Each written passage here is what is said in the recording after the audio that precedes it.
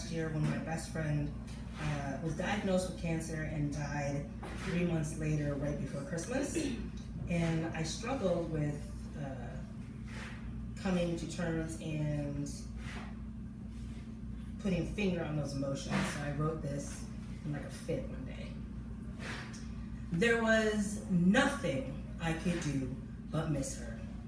Half my heart snatched through my gut and crushed to dust.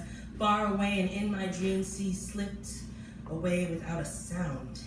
Died with a shout of thunder, then whisper of lightning. She rose to meet her glory with a deafening silence. I lost my fire that day. Left with a mouthful of ash and a spirit of frozen coals. She gave me balance in a world that spins too fast for the fragile and burns too hot for the thin-skinned. In her absence, I was weightless and unmoored. I was unprotected and untethered. It was unbearable, and I decided to undo myself slowly and deliberately. I thought long and hard about the way this was to be done.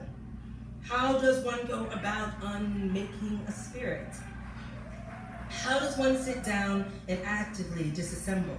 I slept, I cried, I did not eat, I did not sleep, I did not speak, I thought, I did not think, I wondered, I got lost, I hated, and in the middle of my break, I wondered, did she set me free? Is this my freedom? The absence of feeling.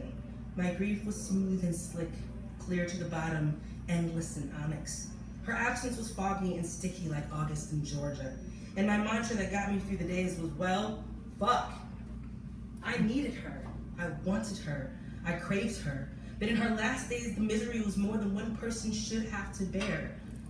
There were giants of torture banging at her womb and demons of torment aching to rake their claws through her chest, reaching for the heavens, fleeing into darkness, a million tiny ants of agony scrambling through her bones, and like worms sprouting from the rain-soaked earth, her burden was subtle yet constant and profuse, until peace saw fit to come for her in the most final of ways.